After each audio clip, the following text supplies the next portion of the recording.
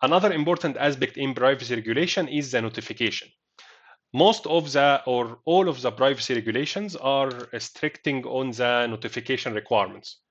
What do we mean by notification requirements? Notification requirements is a requirements on the data collector that they are obligated to report if they have a security breach or a situation where some of BII data has been compromised as part of a security attack or cyber breach.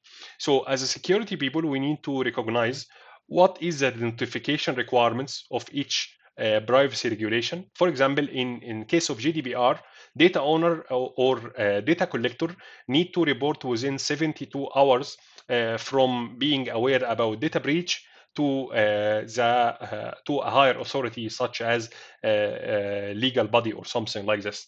So you need to be aware also about the notification requirements regarding to how or what is the time frame for reporting for a security incident or data breach. And these 72 hours in case of GDPR are start to be counted since you became aware about this security breach or this security violation